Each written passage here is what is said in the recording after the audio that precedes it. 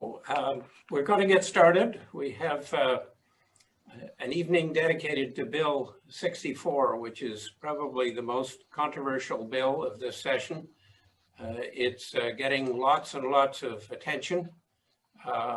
Before we get into it, I'm going to introduce Douglas Clemont, the leader of the Manitoba Liberal Party, just to say a few words.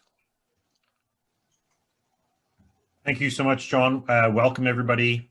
Yeah, this is a huge bill, Bill 64. Thank you, and we've had responses from all across Manitoba of people who've been concerned about it. I think one of the people who described it best was actually the chair for the Hanover School Division, who is in Steinbach, who is, which was, it's the constituency of the education minister who actually presented this bill, who was Calvin Gertzen, who said, it looks like the PCs are going to blow up the system and they have no plan how to glue it back together again. So we're enormously concerned about it. We think that it should be stopped. The other thing that's really important to know is that it does not reflect what parents and educators wanted in the consultations for the K-12 review. It doesn't even agree with the K-12 review. So this is a legislation that would reshape the entire public school system in ways that I think are very damaging. I went to public school for most of my years. My children all went through public school. They are directly affected by this, and I am not at all pleased with what's happening. So if we want to maintain local control, local input, quality schools, and making sure that everybody has access to quality public education, we have to make sure that this bill is stopped to every extent it possibly can be. So I want to thank John, who's been great, and of course Cindy Lemereau, who is our education critic, and everyone else who's been reaching out to us, because we can only do our best work when other people help us do it. So thank you so much, and I hope you enjoy the evening. Okay, I'm going to share a screen with you. And the first thing I'm going to do is just to provide, this is a bill which is several hundred pages long. So I've broken it down so that trying to look at some of the core changes which are happening and what they mean. And once I've done that, I'll open it up for questions and discussion. But I think it's important we have a little bit of an overview of what this bill is like. So it's called the Education Modernization Act. There's some debate whether it's modern or not, but that's what it's called. One of the major changes in Bill 64 is that we currently have 37 school boards. These are replaced now by 794 community school councils, one for each public school in the province. Superintendents, as they currently exist, working with school boards, are replaced by a director of education for each of the 15 regional catchment areas. And noteworthy is that there is only one catchment area for all of Winnipeg. In the current situation, we elect school trustees. Each of the school trustees form a school board, which represents, in most cases, 15 or more schools. And the school trustees and school boards get input from parents and parent councils at each school in making decisions which the school boards then have the power to implement. The proposal is that we have non-elected community school councils, but they have similar responsibilities as the former school boards, but towards each individual school instead of toward a collection of schools in an area. The community school councils formed from parents, but they have no power to implement decisions. They're just recommendations. Currently, the superintendents are hired by school boards. They work closely with school boards who provide a local input. to oversee schools, assessing staff and student performance, and in making improvements. Under current system, principals are leaders in their own schools. In the proposed circumstances, we would have regional directors. They are appointed by and responsible to the provincial education authority. They get input from each community school council and then make decisions and changes as directed by the provincial education authority.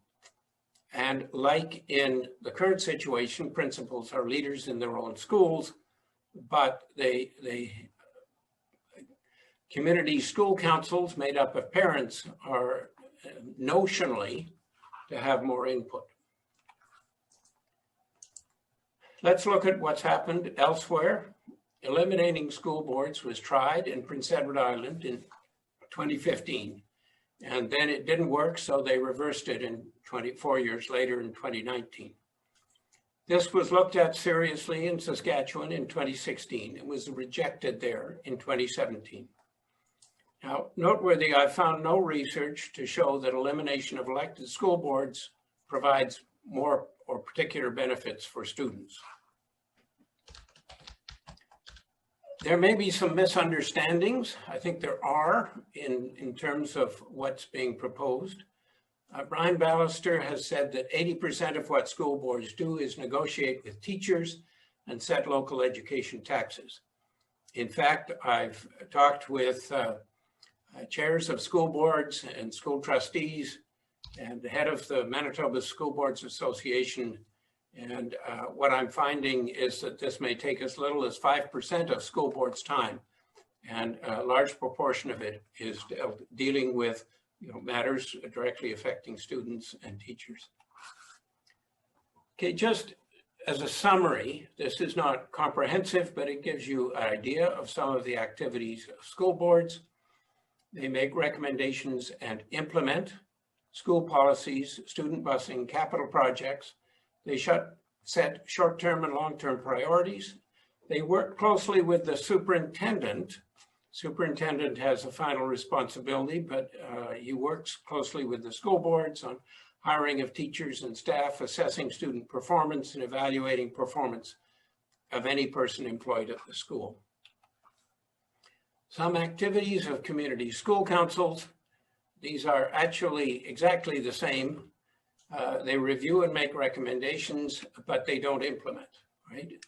They make recommendations about school policies, student busing, capital projects, set short-term and long-term priorities, are involved with hiring of teachers and staff, are involved with assessing student achievement, are involved with evaluating performance of anyone employed at the school, including the principal, and they work, because there's one for each school, directly with the principal. So one of the questions which comes up, which offers better decision-making for students and teachers? The proposal was to reduce the areas or the jurisdictions. So it could be down to 15 to 37 school boards or the 794 community school councils. What have school boards done? I think this is important that we know this. School boards have provided effective local input and substantial, if we look around the province, positive innovation. For example, school boards initiated audio and video links between schools, whether it was Hutterite colonies or between schools in the Interlake and other school boards, to enable a greater variety of courses and opportunities for students. St. River School Division piloted Roots of Empathy, which is helping children learn how to be empathetic to others, a pretty important part of what one should learn at school.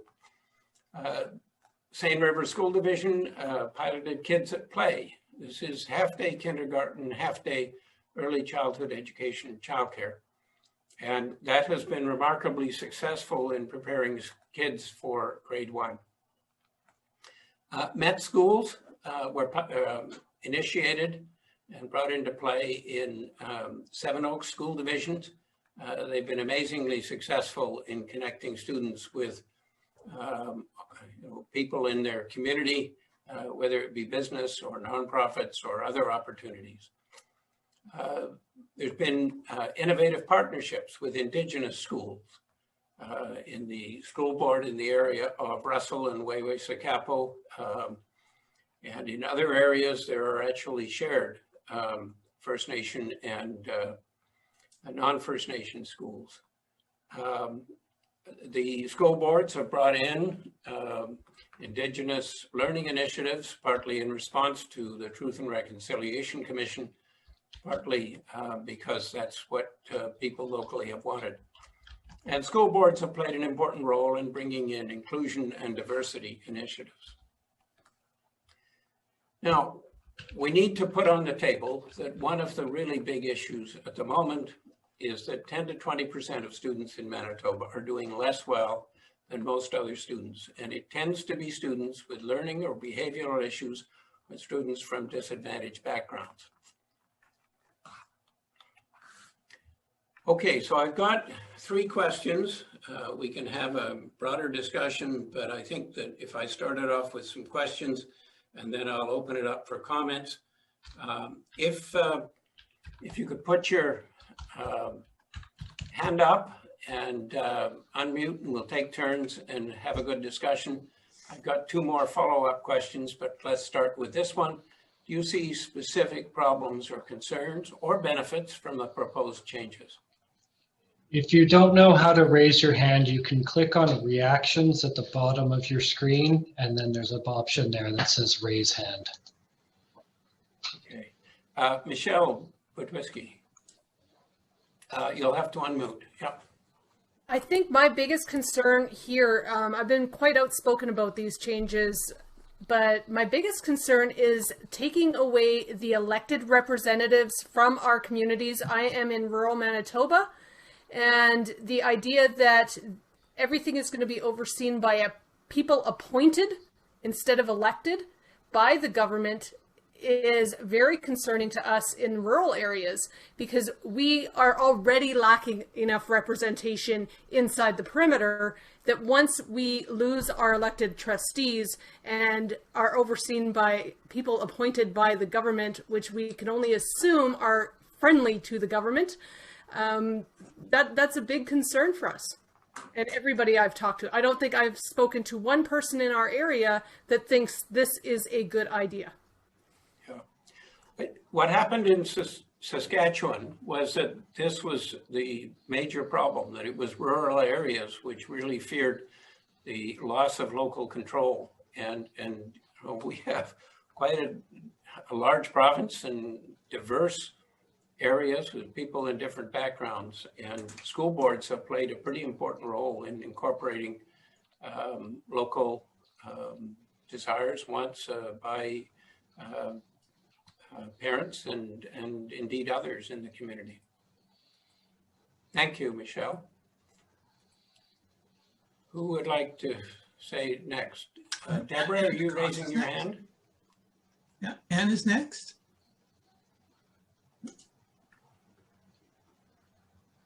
For some reason, she's not unmuting.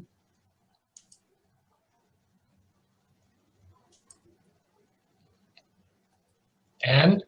Anne? Anne? Yeah, we've asked you to go ahead. unmute and it keeps going back. Can you manually unmute yourself, please?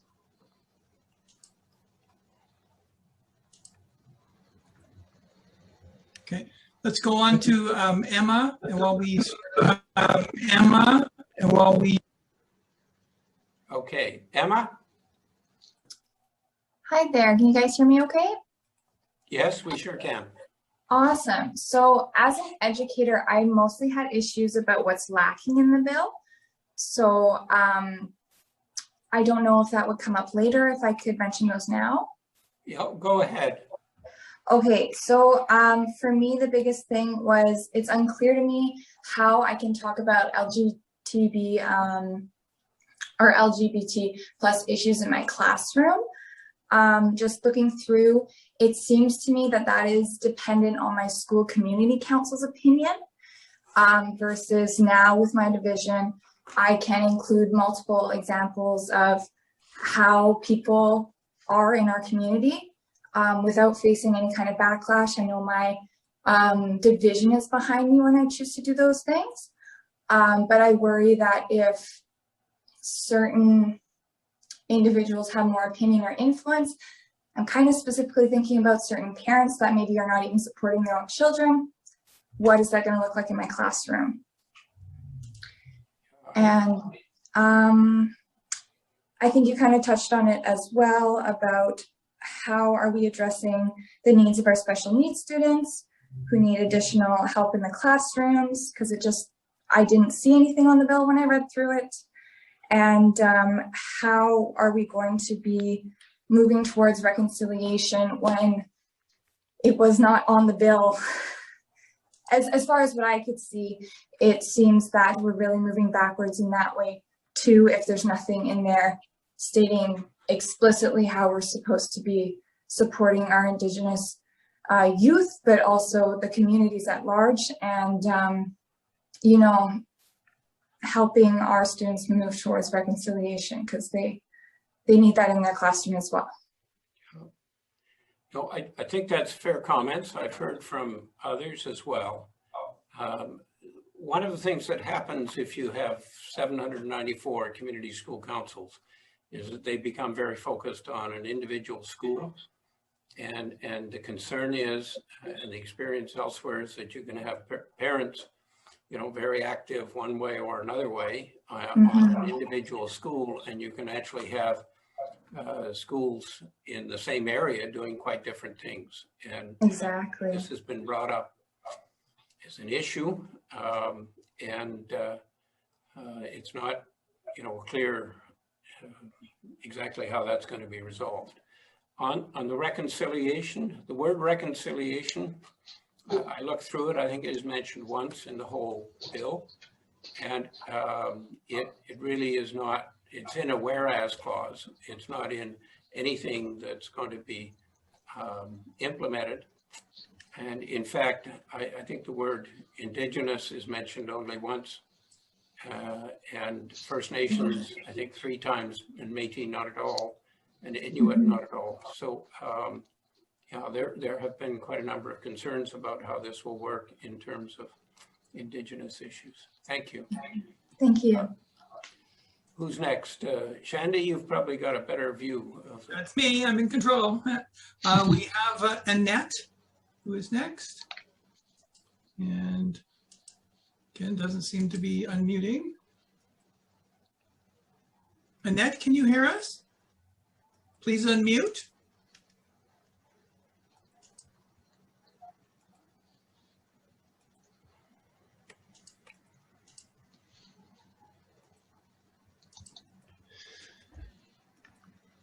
No, that's not working. Let's move on to Jack, who is next. Okay, Jack? Yes, I was wanting to talk about the Provincial Education Authority being appointed by the government. Certainly centralizes. They have to respond to the government, and they're made up of 6 to 10 people. These people will simply sing the song that the government wants them to sing. I also have trouble with the 15 regions. If you look at the 15 regions, you've got a region: Winnipeg, St. James, Louisville, Pembina Trail, Seven Oaks, River East combined 100,388 students, 247 schools. Compare that with Seine River, by the way, who was not untouched. They're the same school division.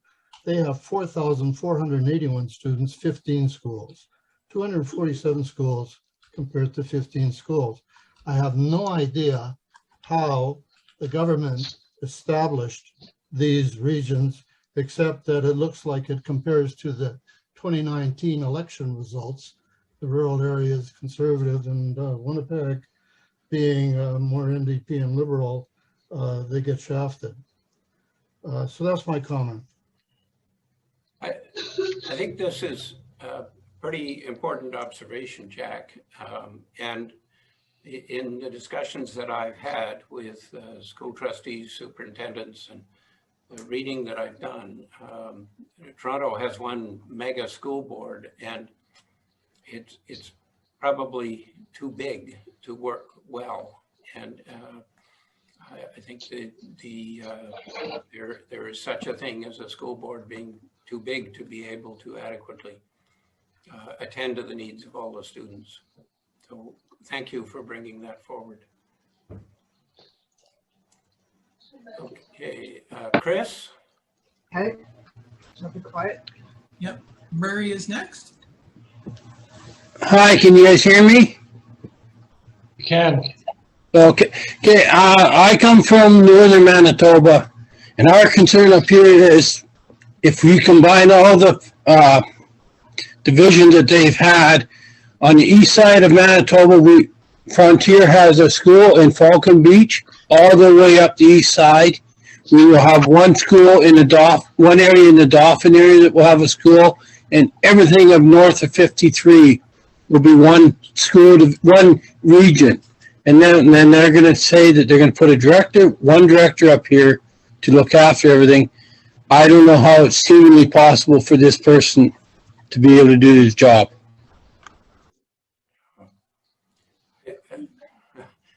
I think that's a big issue. It's a very large area. The Frontier School Division has developed some unique capabilities, and having one individual regional director responsible would be a huge challenge, I think. Okay. And then just for one other thing, you got to remember this director does not have to have an educational background. That is the one thing that they kind of slide in and out. They seem to forget to always mention that it does not have to have the person does not have to have an educational background. Yeah, and that is a big issue. It's not just about administration, it's about understanding what kids need to learn. Yeah. Thank you. Okay, Who's next, Sandy? Lynn is next. Yeah, personally, I think this is going to affect the teachers and the students more. And it's just a plan that's outdated and I mean, how much question that bothers me is what are they going to do? Is the government going to decide later on to decide what programs they're going to have in the schools and tell the students, well, or the teachers, this is what you're going to teach, and this other thing you're not going to teach? There's certainly a lot of centralized control. In Nova Scotia, when they got rid of school boards, they put in place sort of parent committees like the community school councils here. But I mean, it turned out the school councils don't actually have any powers. It's just a recommendation advisory role. And they don't seem to have worked all that well in Nova Scotia. And I think partly because, in some instances, you've got parents who are very actively engaged and others you don't. And where you do have parents who are very actively engaged, sometimes they're very concerned about a single issue and not as concerned or knowledgeable about what is important for all the kids. Thank you. Who's next? Next, we have Charlene. Hi there. I'm speaking both as a teacher and as a parent in our community. So similar to Emma, I'm really concerned about the things that are missing in the bill, particularly how we're going to address poverty when a lot of data does reflect that when people are living in poverty, they are unable to perform well on that magical Pisa test that everyone is bowing down to, and also the needs of special needs students. I'm also really concerned about the parent representation, just the fact that there's going to be one advocate, one director for over 100,000 students. I'm really concerned that it's not going to be voices that need to be amplified that will be that voice. And then just from a teacher perspective, I am concerned about the principals and the vice principals being forced out of the union when 82% of the principals and vice principals, when there was a referendum a few years back, indicated that they wanted to remain part of MTS. So, yeah, those are just some of the big concerns that kind of jump out at me. I think in the discussions that I've had so far, that this major concern about the families who are disadvantaged, less well off, have kids with problems, are often families which are struggling and don't have the time to put in to get involved in the parent councils. And so the very voices that we need to hear more from, we may actually hear less from under that system. I think that's quite concerning. Okay, who's next, Shandy? Have Michelle again. I just wanted to add really quick, I should have said this in my initial comments, is that what you're touching on now is also a very big concern of mine from being from northern Manitoba and now living in rural southwest Manitoba. The parent council, the power of the parent council really, really concerns me because, like you mentioned, John, those parents that will be active are usually the ones with students who don't need as much advocacy, right? They're already active, they're involved, they're involved in their kids and in their education because those are the type of parents they are. The students that need the most representation are the ones that won't be represented, that are having, family issues or parents that are working and not involved as much as they could be to volunteer. And this is what concerns me. You touched on, Indigenous population as well as those living in poverty. You're also going to see those that are struggling with abusive environments and things like that are being overlooked. And those cracks that, those of us who grew up like that fell through 20 years ago are going to expand exponentially under this system. I had an interesting discussion with Wendy Bloomfield, who I think is on the call, and Wendy could maybe speak up, but and with her superintendent and Seine River School Division with 15 schools, they have a very broad range, and some where, just as you say, there are parents who are very active, but it is in a school where the kids are doing well. And the school where the kids are struggling the most, the parents are least active. And the school board and the superintendent have recognized that certain extra resources actually were vital in the school where the kids were struggling. And they were able to manage things so that the school where there were very vocal parents got attention in certain ways, but the school where kids were struggling actually got some additional resources. And that actually has made a big difference, not only in that school, but in the whole school division, because their average scores on Pisa have gone from below average for the province to above average for the province. So, I mean, what you're saying is a very critical aspect, and it's not clear how this change will help that. Okay, who's next? Next, we have Leslie.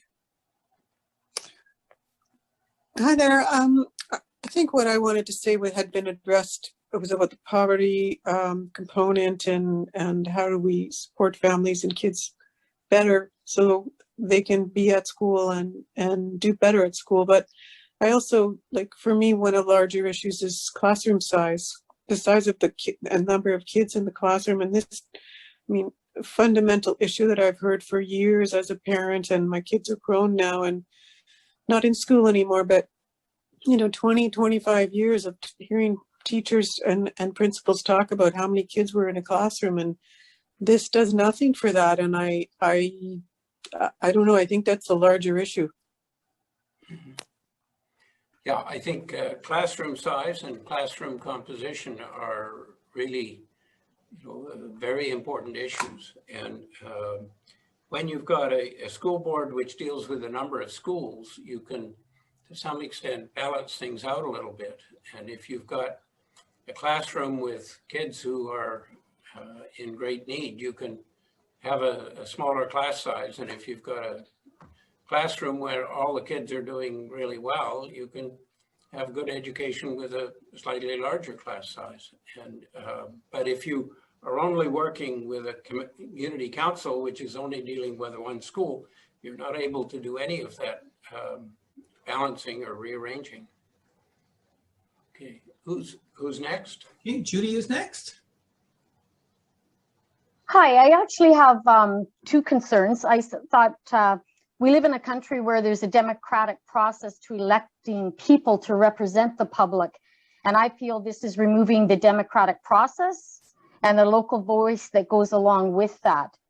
And I really feel school boards know their local schools and what's best for them, not somebody that will make those decisions on Broadway.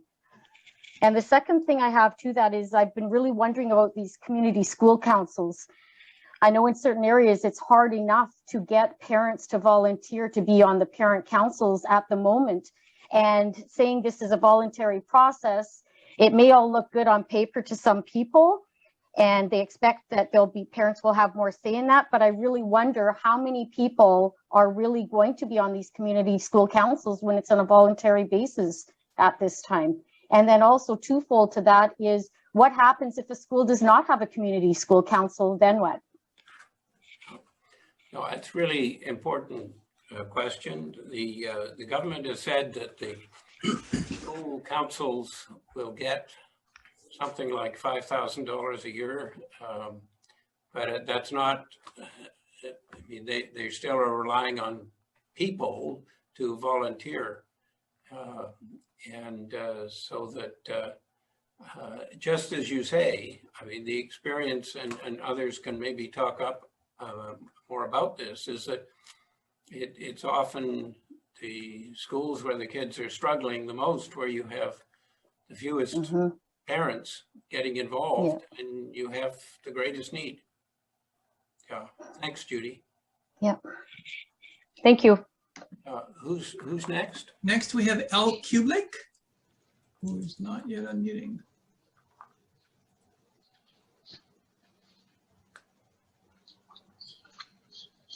There we go.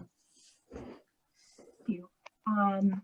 I also have similar concerns in terms of the one-size-fits-all approach, because we have families from a variety of different ethnic groups. I'm sorry, my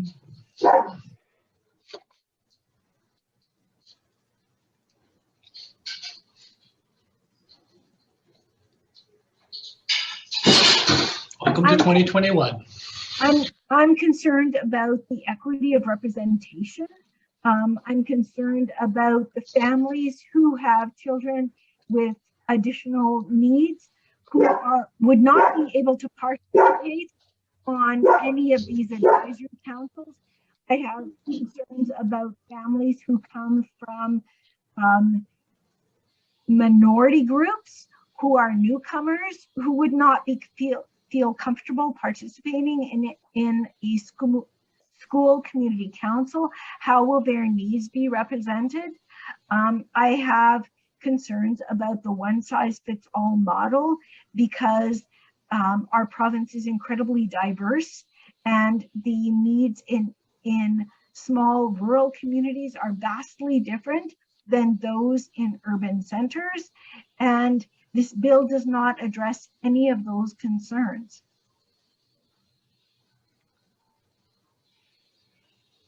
One other comment that I just wanted to make was I really appreciate the image that you have, Dr. Gerrard, of Senator Murray Sinclair in the background, because the one other element that is really not represented in Bill 64 is the Indigenous voice.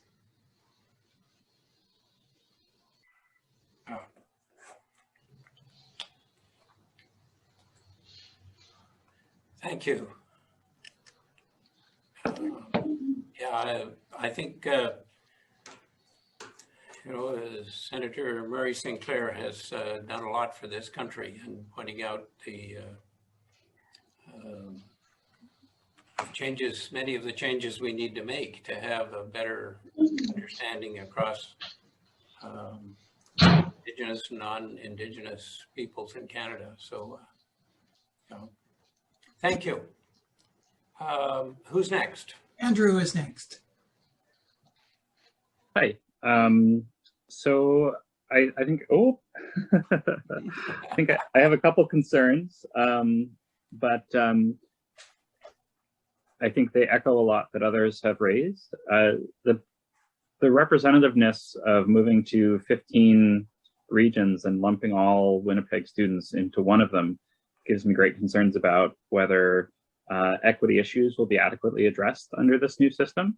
John, I think we spoke during the campaign for the last election in my front yard about our concerns around equity issues in the schools. And I think that local control is one of the best ways that Winnipeg has of hoping to address that, even under governments which are somewhat more hostile to addressing those issues. And so I think that removing the school divisions as kind of an element of local control really gives me a lot of pause that makes me fear that we will not adequately address questions of white supremacy in the schools and making sure that we're doing diversity and equity education. I know I am very excited for some of the programs that I've seen coming into the schools, and I would really hate to lose those if the divisions aren't able to make those a priority. Thank you.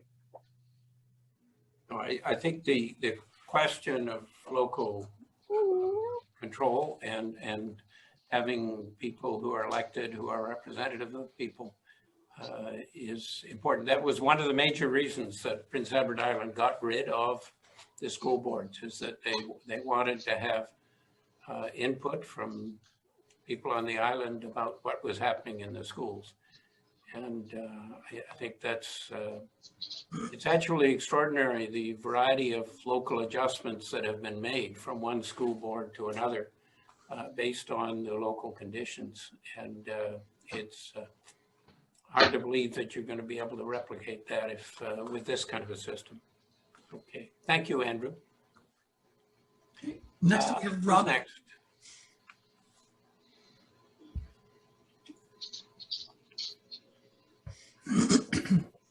Hi, I'm a school board trustee, and I started off as a parent advisory council parent many years ago. And as every parent advisory council parent, I had a lot of concerns about what was going on in our school.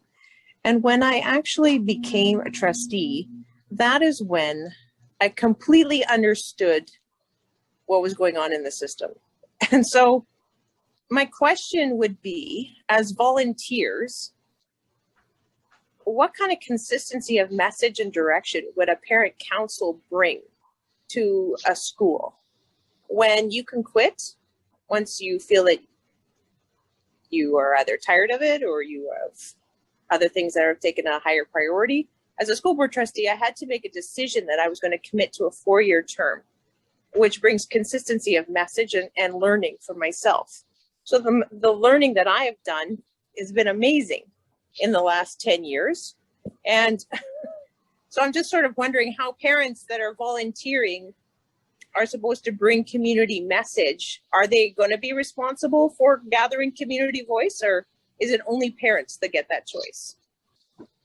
Then that leads to me, the next question about principals who are kind of overseeing them or taking advice from them. I'm not quite clear on which one is wagging who. on that one, because the parents are kind of told they will be in charge of giving leadership to schools, where principals are supposed to be in charge of giving leadership to schools. So who is giving the leadership?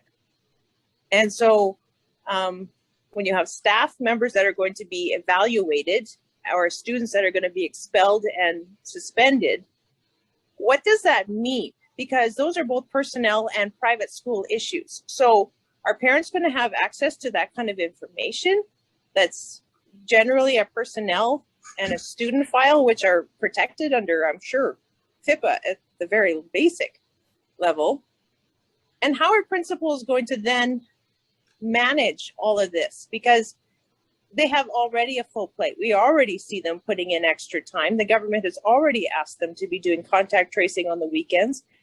Now they're supposed to become superintendents as well, as far as knowing the administrative manual and how to proceed through areas of delicacy that a manager is required to do. Now, as Murray mentioned, the director doesn't even have to have an educational background. They're kind of supposed to be managing from afar. What does that mean? So those are my concerns in a nutshell.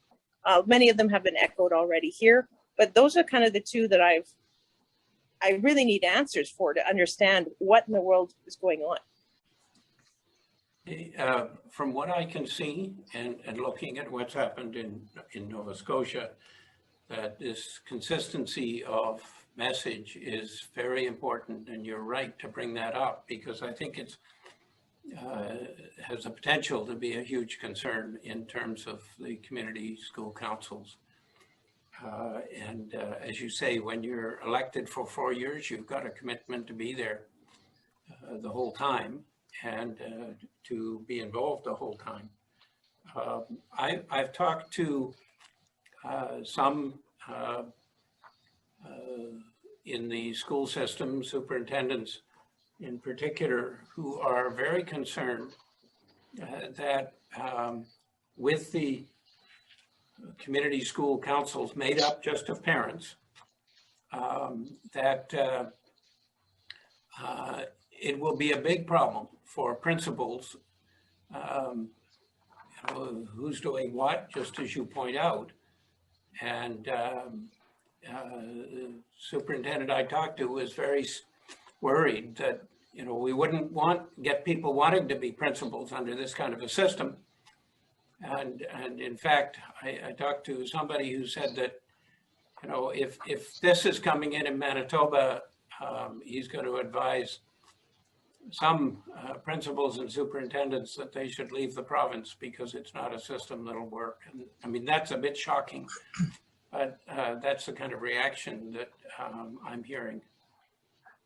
Thank you, Robin. Okay, we have one more question before we can go on to your next slide, John. Okay. From Amber. Hi there.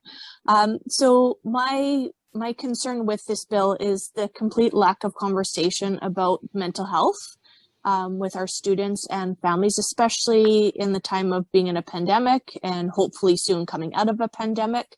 I, as a school clinician, we are seeing more and more mental health needs, and our systems in the communities are overloaded, and there is nowhere else to go. And so more and more of that is falling on staff at the school to address the mental health needs. So this is a huge concern for me, is that there's no discussion about mental health at all in this bill. So that's just one thing I'd like to bring up. Yeah, thank you for that. A really important observation. And I mean, one of the reasons for doing this town hall is for me and our team as Liberals to be able to get an appreciation for the sorts of concerns which are out there. And I really appreciate the things that people are bringing forward, and that's clearly one of the important ones. Okay, we're going to go on to the next question. Right. Put this, are there alternatives to the proposed changes which would be better? Should we go right back to what we have had in terms of school boards, or should we make some changes that are important in terms of improving the whole system. I felt it was important to look at this because I think that in the final analysis, our credibility is going to be greater if we're not just saying no, no, no, but we're looking at what's being proposed. And yes, we still want to have elective school boards, but if there are some things that we need to do to actually address the attention to whether it be mental health or the kids who are struggling or other issues in the school. So let me open this up to questions or to comments. Amber? Hi.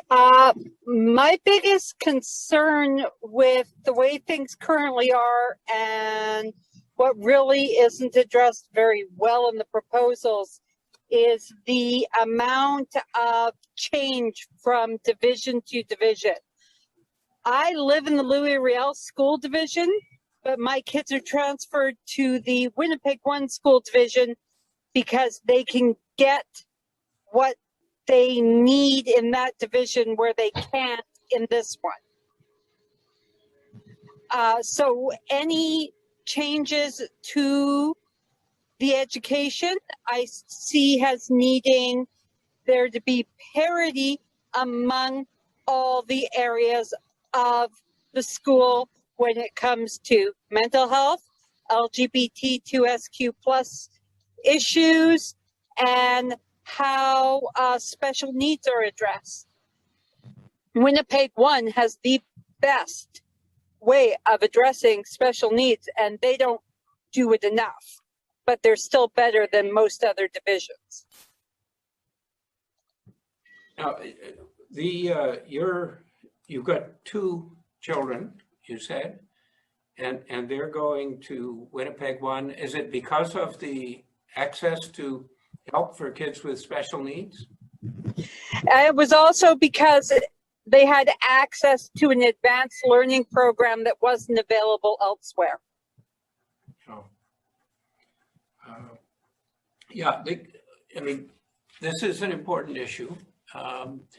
If you've got a smaller school division, you're not going to be able to provide everything, and there may always be some ability of school divisions to specialize a little bit.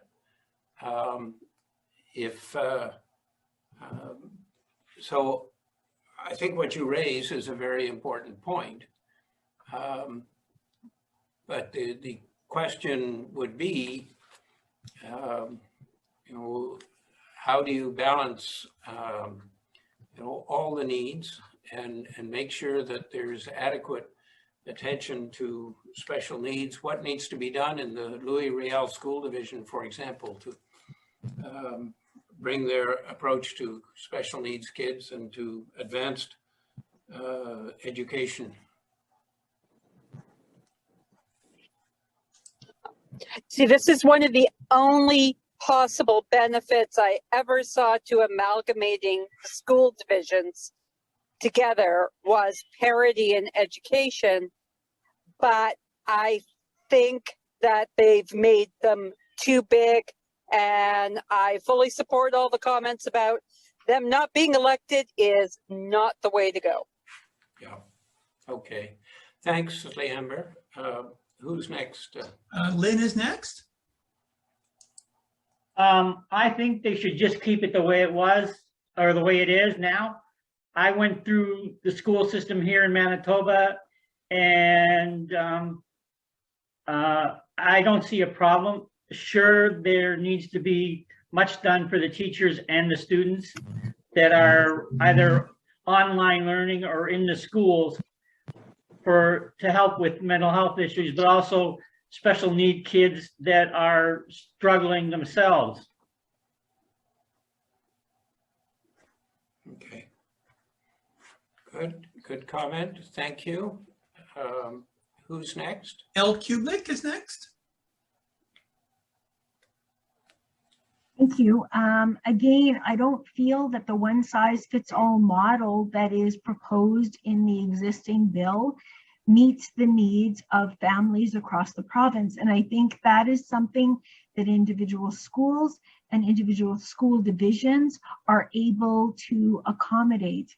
I agree with Ms. Kinsley in terms of diverse needs, and that individual schools are better able, because they know their community, they know their families, they know their students, to meet the needs of those students and families. I think another big concern that is missing in Bill 64 is that it is directed to test scores, and it is directed to money saving initiatives. And there is no language in Bill 64 that addresses collaboration, citizenship, communication, teamwork. And those are the skills that the organizations, the businesses of the 21st century are looking for. And that is totally absent in Bill 64. Okay. Tell me, if you were designing the system, how would you put or ensure that we have the collaboration, the citizenship, the teamwork, the communication which are really critical skills for kids to learn?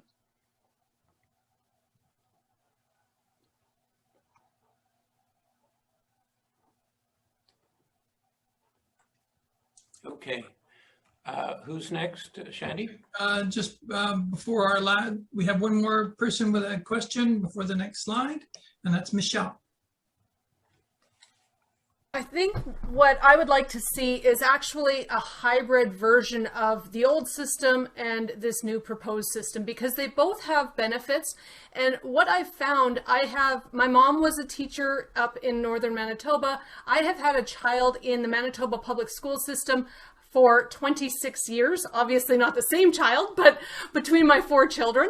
And I have been witnessing over the last 2 decades a decline in the quality of education that my children have received, to the point that I've actually withdrawn 3 of my children from school and am now homeschooling. We do need to focus on all of the issues talked about. They are extremely important, but we also need to focus on the quality of education and making sure that our students are competitive in a global market when they leave and they go to post-secondary. And we are not seeing that. So a hybrid version, what we've seen with the NDP is that they dump money and they just give more and more money into things. Then the PCs come in and they cut all the money, and they're worried about, cutting costs, which here is necessary. There is a lot of exorbitant spending on education, but it's spent in the wrong areas. So a hybrid model, John, of what you're asking, between having elected officials at the trustee level so that each division in school is represented by local people, with oversight on the spending and the curriculum, so that we know that we find ways. I'm a business person. You don't just, go out to the bank and take out more money when business is bad, and you don't just start slashing everything to cut costs. You find a model that works, and nobody's actually tried that here about really implementing some oversight on spending. And that is what I think is needed here, so that we have the resources. We have, in our school, my daughter was using a science book that still has Pluto listed as a planet. That's how old it is. We need to make sure that our teachers are supported and have the resources, because we continually ask them to do more with less. And we're not going to do it this way. This might, on paper, look like it's going to save money, but it's going to come at the cost of our children's education. So we need to acknowledge, and when you go up against the Conservatives, you need to acknowledge that, yes, we need to save money. I lost my train of thought, damn it. But we need to do it in a way that ensures that we are focusing on education, not just costs. So where do we get the money to hire more teachers so that we get smaller classrooms? Where do we get the money to hire more resource teachers? This is where we need the oversight on the local committee, because let's be honest, we have trustees that don't have a background in education either. So we need to make sure that they are supported so that they are the voices, just like, you know, let's say an MLA. They are the voice of the people they represent, but you don't walk into, you know, the ledge and suddenly be expected to run everything and know everything. You have bureaucrats supporting you. And that's what our school system needs. We need to run it like its own little government where the people have a voice, but there is oversight and accountability. And if you're looking for solutions, that's where you come in, and that's where the Liberal Party in Manitoba has to come in, is right down the middle and call both the NDP and the Conservatives on the mistakes they've made, but offer solutions. And I think a hybrid model here is exactly what is needed. Okay. Thank you, Michelle. You've put that well. Who's next? John, we have one more question here. Somebody's having trouble raising their hand here. The question is, moving away from property taxes to general revenue could make sure all schools are properly funded, but is there any indication what is going to replace property taxes?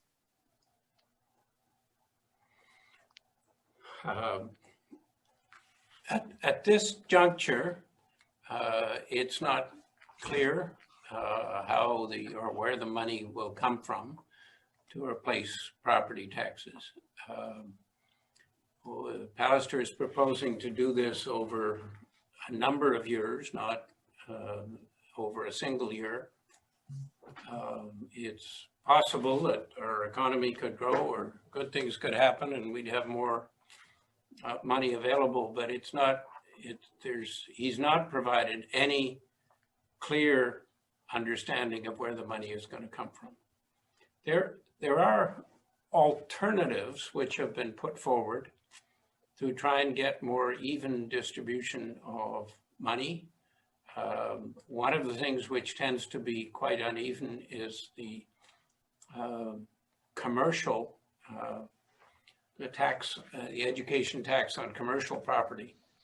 And one of the suggestions as an example has been to take the commercial education tax and pool that for the whole province and then divide it by population for schools or regions or school boards, whatever it is. So it's an important issue. And I think that it clearly is one that needs to be looked at quite carefully, how to make sure that there's more equitable funding. That is something which could come out of this model, but there may be other approaches, and certainly I think it's probably correct that we should have some approach which does provide a little more level playing field in terms of the funding and the property taxes. Yeah, thank you. Okay, so we've had 3 more people pop up their hands with questions. Do you want to answer them and then move on to the next slide? Yep, we'll take the 3 more people and then we'll go on to the next. Okay, El Kublik is next. It's me again. You know, when you're talking about diversity, I believe that there is strength in diversity, and our school board has parents and grandparents. We have business owners. We have retired educators and administrators that lend different perspectives and bring different experience and lenses on the issues that are brought to us. And our strength is in diversity. And so when the province is suggesting a one-size-fits-all model, that is eroded and eliminated. And when the system is centralized and doesn't have any insight or respect for rural communities, northern communities, that is doing an immense disservice to those communities, to those students, to those families, to those staff, and to those schools. And again, if you're looking at solely test scores as your measure of achievement, you're missing the mark. And citizenship and having individuals who are compassionate and contributing members of society, I believe that is totally lost in Bill 64, and that is ultimately going to set this province back decades. Okay. Thank you. A good comment. Who's next? Dave is next. Hey, good evening. I mean, from my perspective, what's really being proposed is largely structural, and it doesn't address performance. At least that's not what the traction is coming from here. And when they say better education, you have to ask how. And if it's about cost savings, I would suggest we ask school boards to find savings. But if it's about better education, I would like them to prove showing the cost of administration is somehow linked to low performance. Because from my perspective, we could contrast that with performance with communities with large amounts of disadvantaged families. And I've heard that mentioned, and it's very true. It's not all of Manitoba is doing poorly. And so to answer your question, do you see an alternative to the proposed changes which would be better? I would suggest if the government wants to try to do something radical that doesn't cost too much, that could improve outcomes, how about we start with feeding the students who are coming to school hungry and investing in mentorship for students who don't have a lot of positive influences in their life? And who better to implement this than the local school board? Thank you, Dave. I think that's an important contribution.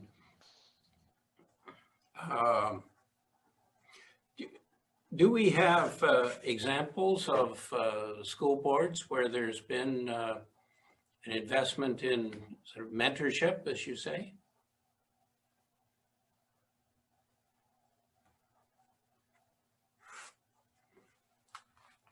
Okay, who's next? Sorry.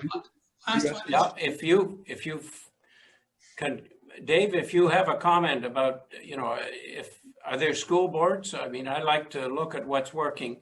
Are there school boards which have invested in mentorship programs? Do you know? Unmuted. Yeah, I would have to probably talk with some of my colleagues. I'm a school trustee as well. Yep. But I think, the school division that I'm part of, we have the lowest cost per pupil and outperforming the province in every metric. And so we were largely missed when they're doing this education review to come find out what's going right. And so I really appreciate that thought of, let's look at the school divisions that are doing things well and what can we glean from that can help get those disadvantaged students to a, extraordinary level. I agree with you 100% that we need to look at what's good practices and what's working well. Which school division are you from? Western. Okay. The city of Morden. Thank you. So we're just going to get back to Judy here. I'm just wondering too, will the Pallister government, he keeps saying that they're going to save $40 million. Is he hoping to do that in 1 year or after Bill 64 may be implemented? And if so, has the Pallister government said that they would make that public as to how that $40 million was spent? The breakdown of it. Yeah,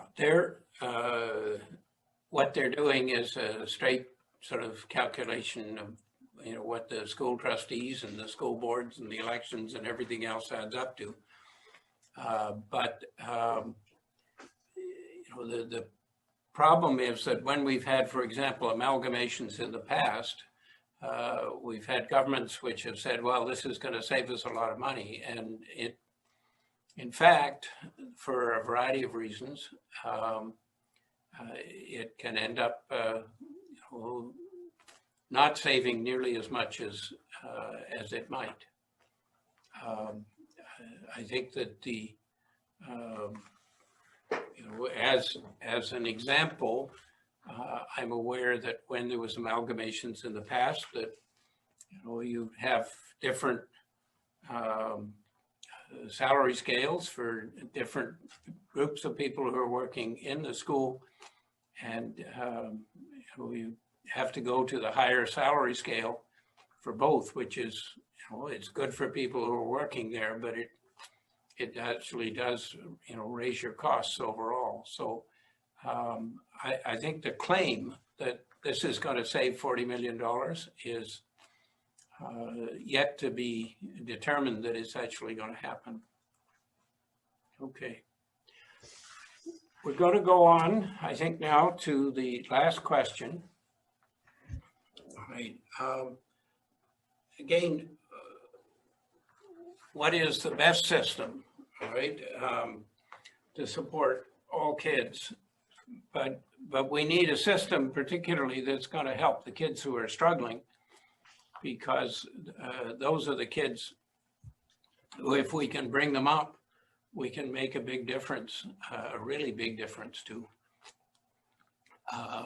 What Seine River School Division did, and Wendy can comment if she likes, was to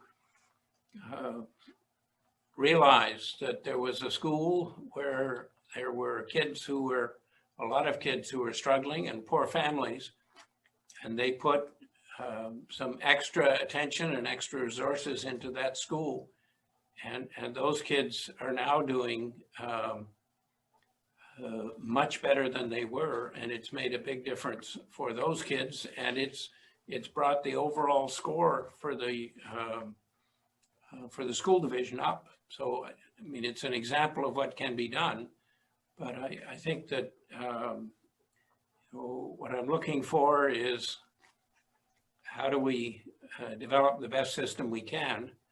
And I think we've already had a number of suggestions, but I'm going to ask this again because I think it's this is what we need to focus on is have a system which works and a system which helps kids, and a system, as a couple of you have already mentioned, which we develop not only academic skills, but communication, collaboration, teamwork, communication skills in some ways. So open for questions. Shandy, who's first? First, we have Wendy, who can comment. Yeah, one of the things that we were looking at a number of years ago is that we use the EDI, or the Early Development Indicator, about kids' readiness to come into school, to trying to decide what sort of supports children will need coming in at kindergarten. And we really found that in some of our more impoverished communities, that children were really unready, because a lot of them didn't have exposure to things such as nursery school programs or a variety of preschool programs. They just weren't they either weren't available or their parents weren't able to get them there. So we developed what we call Kids at Play. Kids in kindergarten come to school full days, and they spend half a day with the teacher doing the kindergarten curriculum, and they spend the other half a day with an early childhood educator, focusing more on the social emotional needs that kids at that age do. And what we're finding, we started it out, we didn't put it across the division. It took about 6 years to implement across our division, but we started it in our most disadvantaged schools. And what we're finding is that kids are now ready to start to learn to read in grade 1. Whereas before, they would get into grade 1 and the teachers in grade 1 are still building up their skills, such as even, you know, identifying their alphabet and that sort of thing. So it has been a really successful program. And another program that is really important in investing money at an early age is reading recovery. And that's another area where kids that are really struggling to read, if you can't read at the end of grade 1 or grade 2, you're going to be struggling all through your school year. So getting that lower 20% of kids that really struggle with reading and giving them an intensive reading program in grade 1 has made an incredible difference in kids' ability to start moving through the system and being more successful.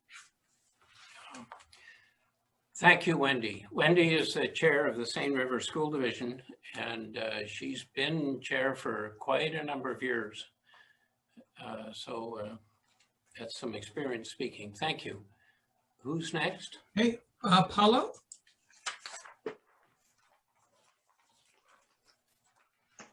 Hello, thank you very much, everyone. You asked a good question there, John, just talking about, you know, what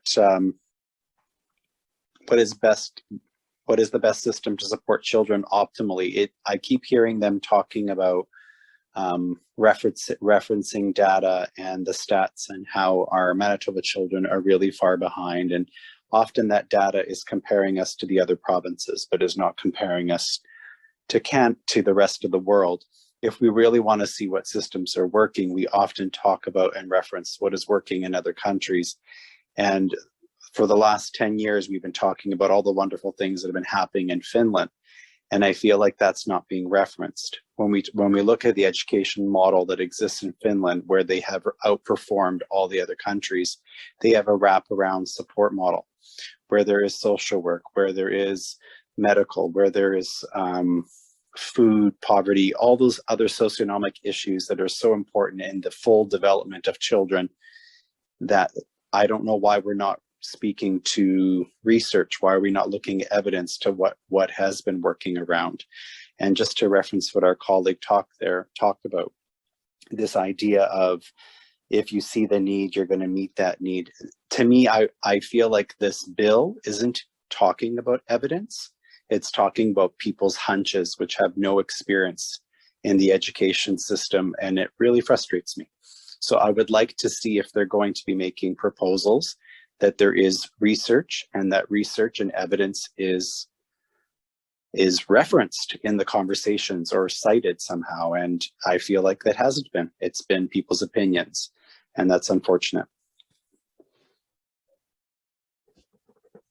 Thank you. You know, that's a really important point, and bringing in what's happening in a jurisdiction like Finland, which has developed a really excellent school system, and the kids are doing really well.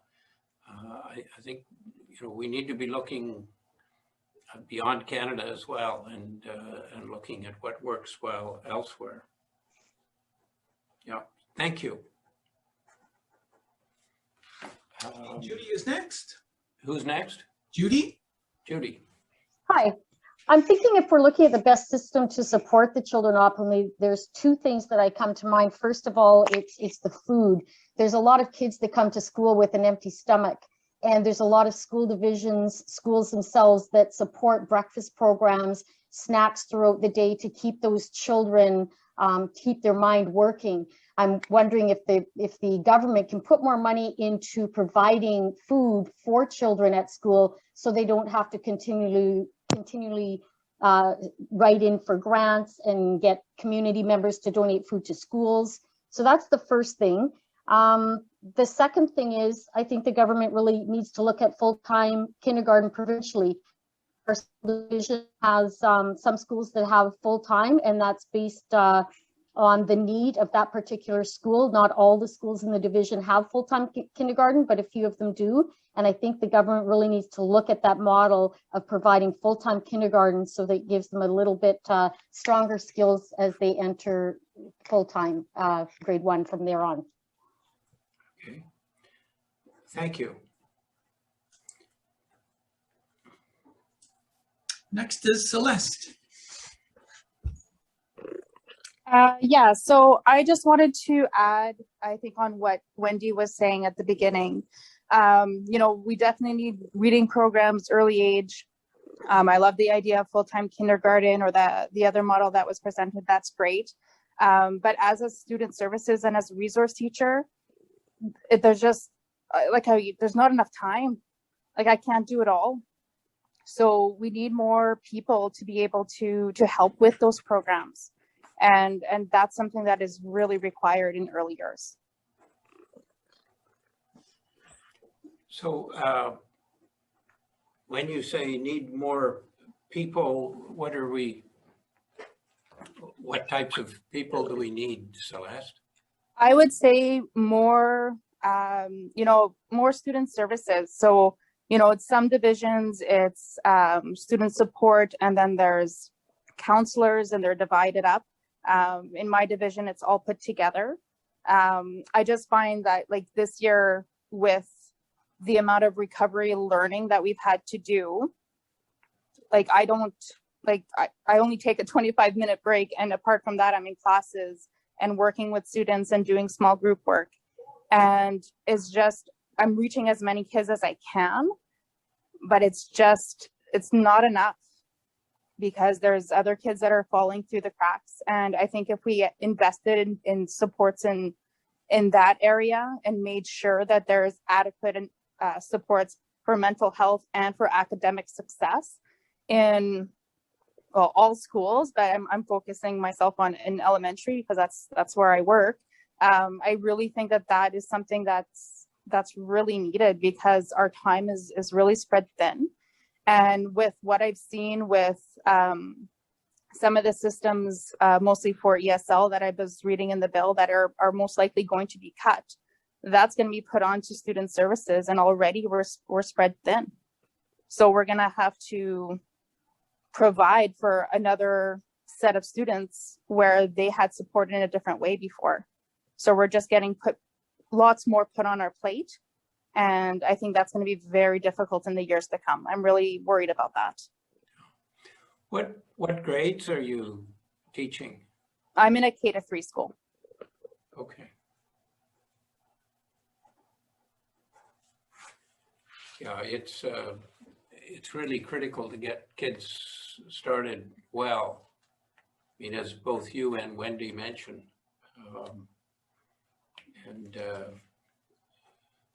I think that's an area which needs some emphasis. Okay. Who's next? Okay, next we have Lynn. Yeah, building on what Wendy said, yeah, there should be breakfast programs or whatever, because there was a study done recently where they found out that students that come to school that have breakfast learn more, and students that don't eat not much, they can't very well function very well. And supports for the students, like counselors. When I was going to schools here in the city, there were counselors. And apparently now, from my understanding, there's no more counselors in any of the schools that I know of.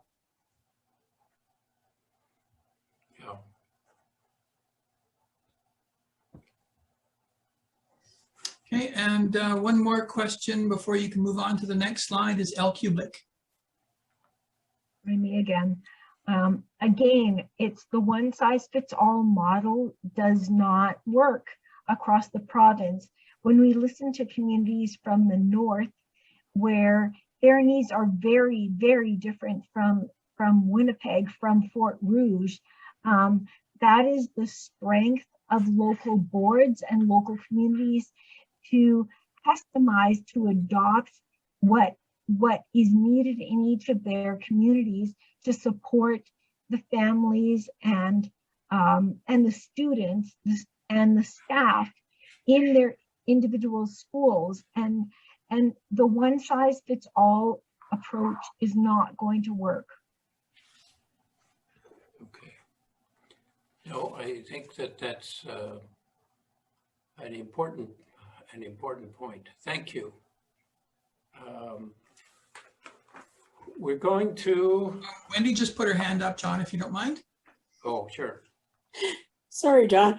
I just wanted to say a couple things to build on what Lena said. One size doesn't fit all, even in a school division. St. Norbert School Division has 15 schools, and from La Broquerie to LaSalle. Their needs are very, very different. Even in the town of St. Norbert, we have 5 schools. We have a K-4 and a 5 to 8 English, and those schools are primarily made up of new immigrant families.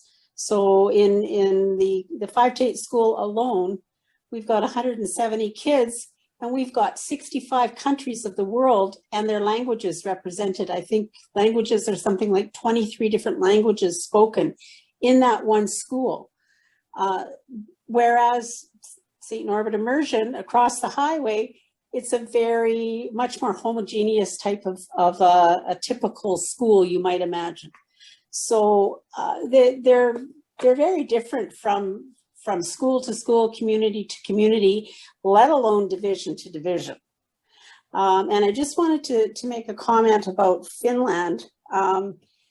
We as trustees had the pleasure a number of years back of listening to Pasi Salzberg, who is sort of the guru from Finland. And they do have a great system there. And I love the idea that it's a wraparound system. And they focus on, you know, child poverty and food. And I believe kids go to paid government nursery programs starting at age 3 in Finland, so that their readiness to start their academic career is really, there's a big foundational difference.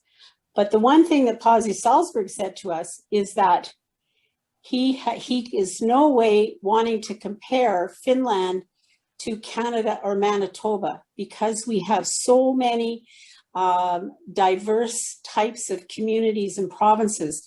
And in Manitoba, when we've got as high an Indigenous population as we do and an immigrant population, that's vastly different than the type of sort of homogeneous grouping that they have in Finland.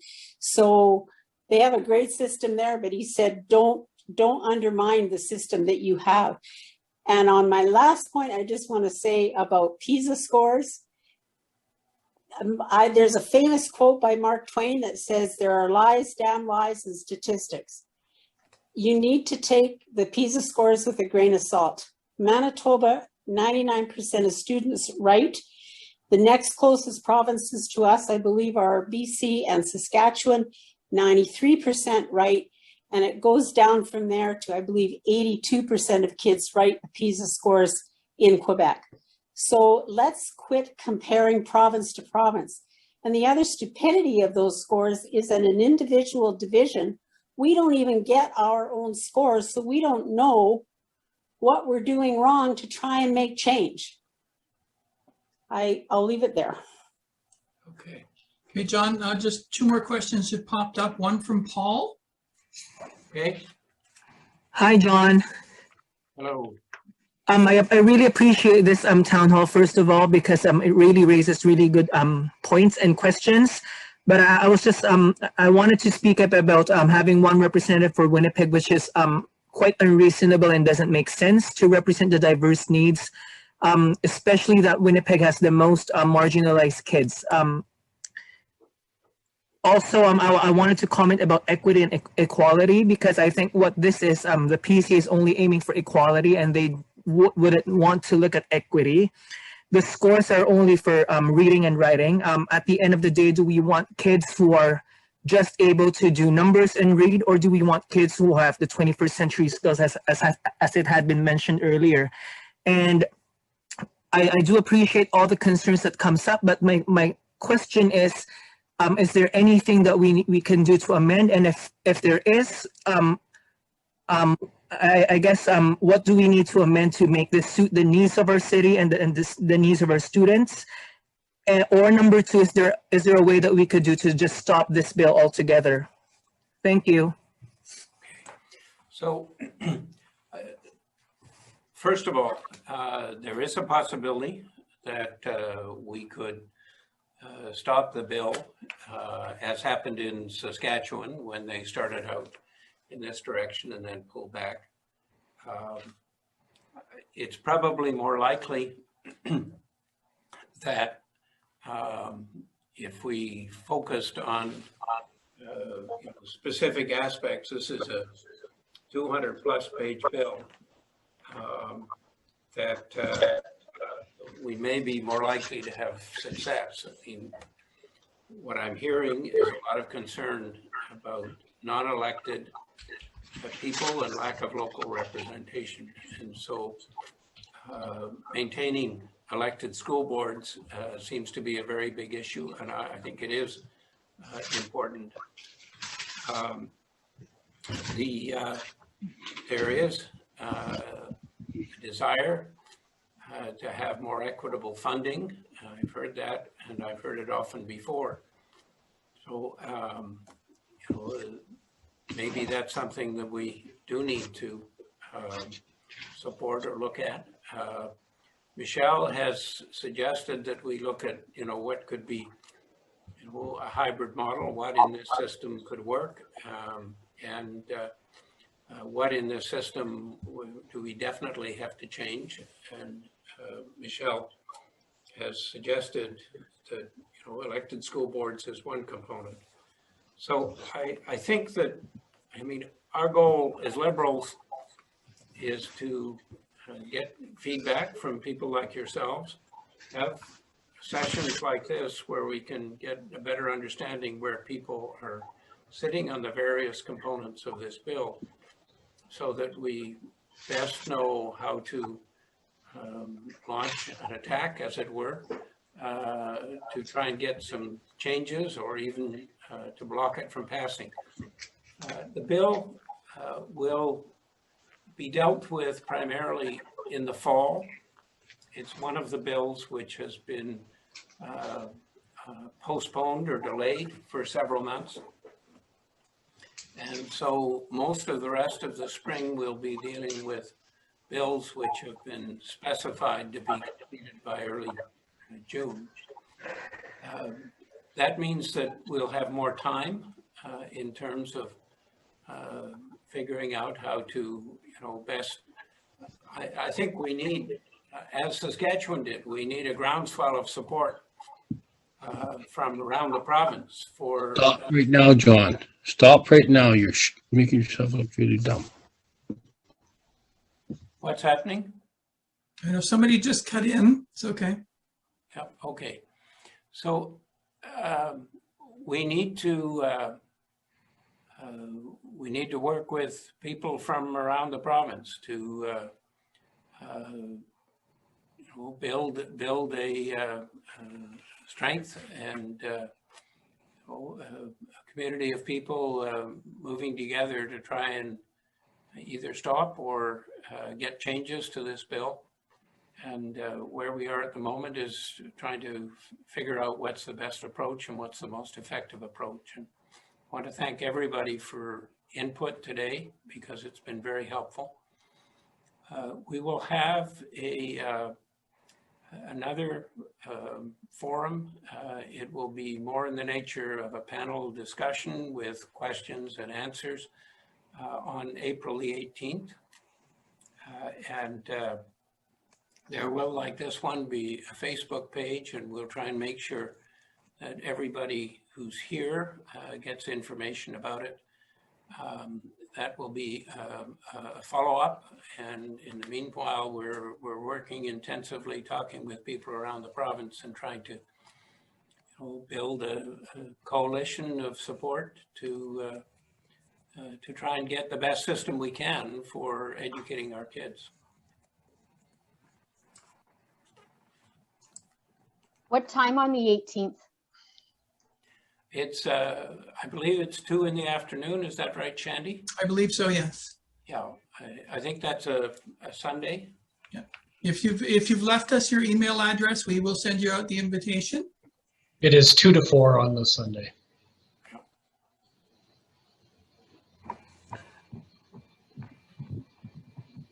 Can I still ask one last question, Shandy and John? Sure. Like, I was just thinking, if this bill is, if everybody sees this bill 64 as something that's really not beneficial for our students and our youth, what are the possibilities of the Liberals and the NDP working together to ensure that we have a stronger voice in advocating in opposition to this bill? Well, we're, yes, what is happening at the moment is, of course, that the Pallister Conservatives have a majority, and so they can push through this bill if they so choose. But, you know, even though Brian Pallister has set clearly in this bill where he wants to go, he's been susceptible on other occasions to being persuaded to change.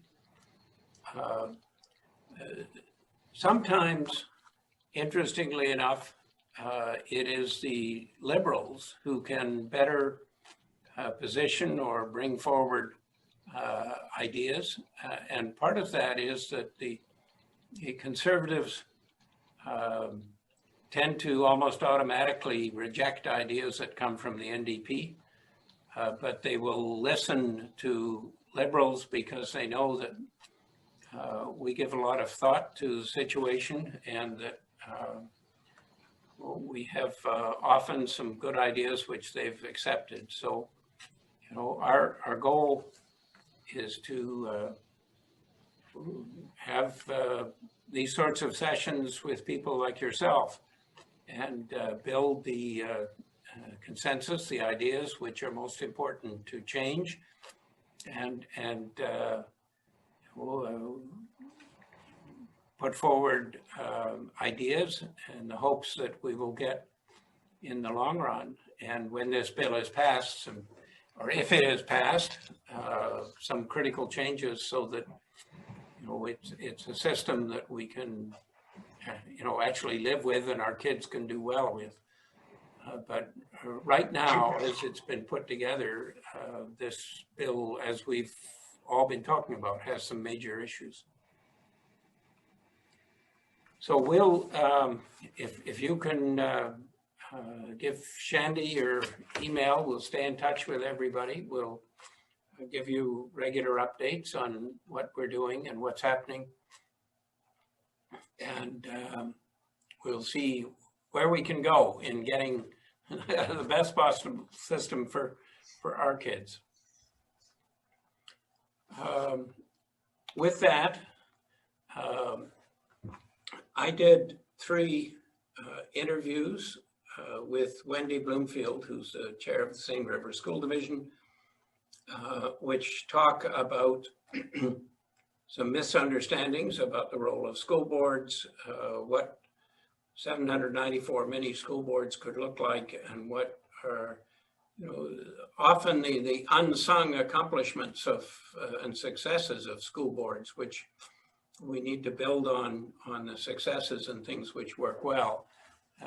And as has been pointed out, not just go by hunches, but use the evidence, not only from within Canada, but from around the world. This, I think, is, those are on our Facebook site, but yes, they are. Shandy will send those 3 links around to everybody who's provided their email address. You can email me at jon.gerrard@ledge.gov.nb.ca as we continue this conversation and our efforts with regard to Bill 64. And thank you all for coming and participating. I'll put that back up if you need to copy it down. Thank you. I'll stay on the call just for a few more minutes if there's people who want to talk a little bit more, but that winds up our session.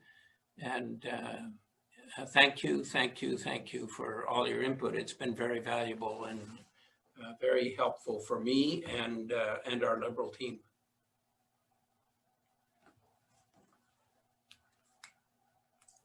John, I'm going to make you the host now. I'm going to make you the host. Okay. And that way that people that want to speak can do that.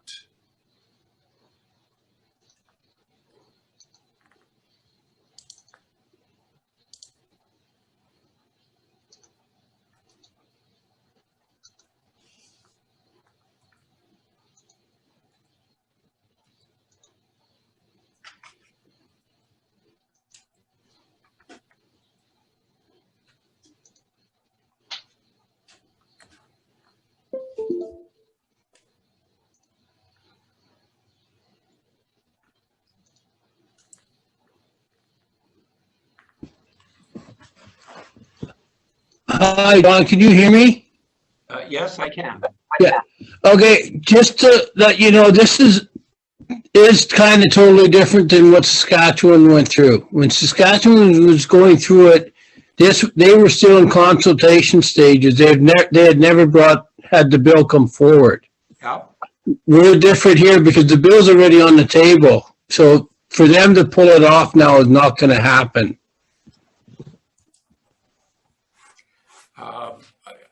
I think you're right that we've got a bigger hurdle here, and I suspect that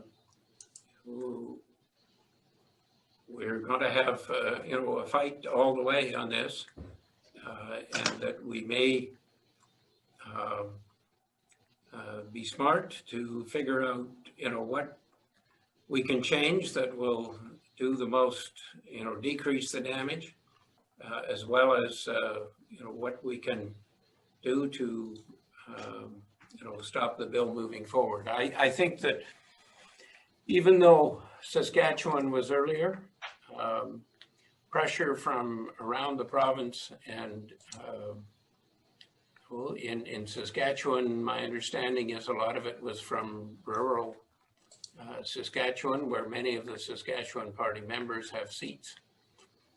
So let's see what happens. I don't think we should prejudge it, but I think that we need to be, flexible and in our response, and trying to figure out the best way forward in what's, right now a fairly tough situation.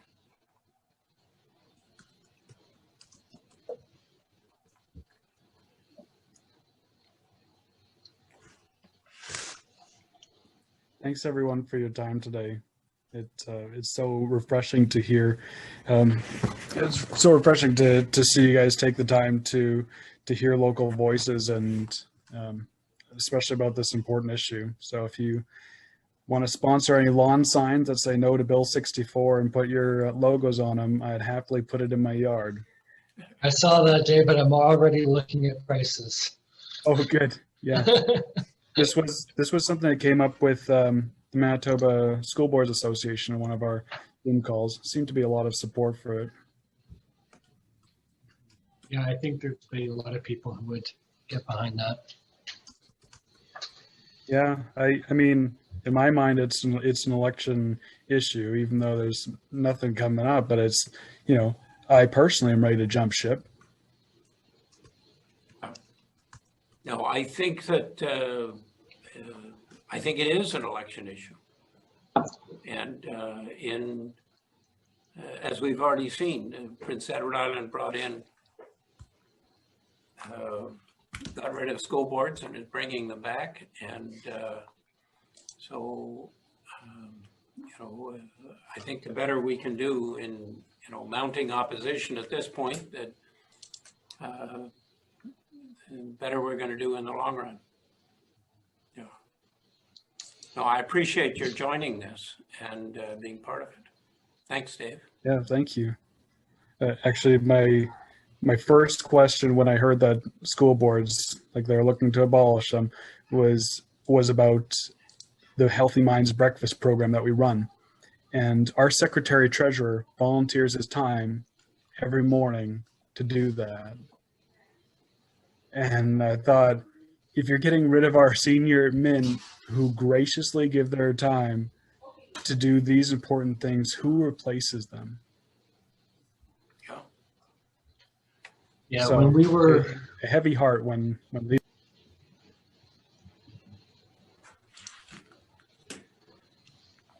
No, I hear you loud and clear. You know, I think that the what you know, what some people see as fat may actually be some of the most critical jobs that are being done, but it's not necessarily how you think they're being done. Yeah. The unsung heroes. Yeah. Yeah, and it's not on their job description either. All those important roles. How, Dave, what got you into running to be a school trustee? My dad was a trustee for 20-something years. Oh, He also wow. donated blood too, so I was keen to do that as well. Fantastic. Yeah. Yeah. I worked in the schools as an EA, and eventually I moved on to work in a clinic. But yeah, so I saw the inner workings of the school, and I saw how things could be better, and I saw the positive influence of local voice. Yeah. And actually getting involved in it is interesting, especially with the school board's priorities. And some of the priorities that we set for our schools dramatically change the culture for good. And one of our most successful ones was encourage adventurous achievers. And the whole spirit of it was to say that this division is behind kids and teachers taking risks, and we're willing to fund it and to encourage kids that beyond failure there is success. And it's really been an inspiring part in our school cultures. And one of our new priorities was deepening community relationships and bringing the community and making as many partnerships as we can with our community to enhance learning. It's just been phenomenal.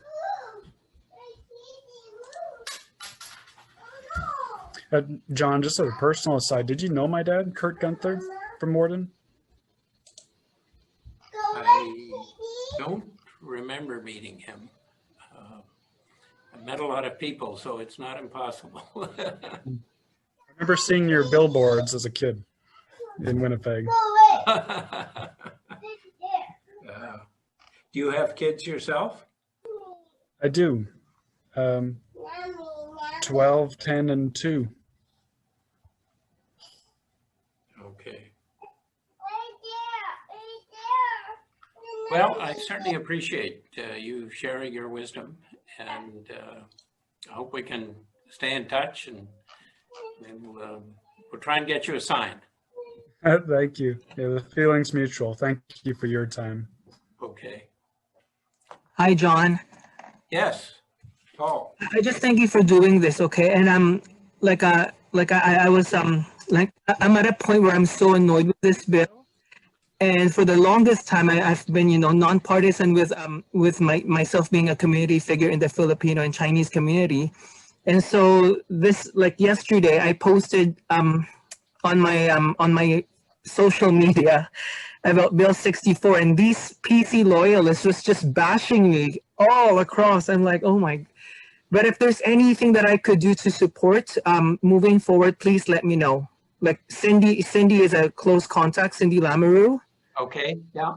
Yeah, so let me know if I could help in any way in terms of promoting awareness. I've been trying to do my part, but if there's any other way that I could be of support, please let me know.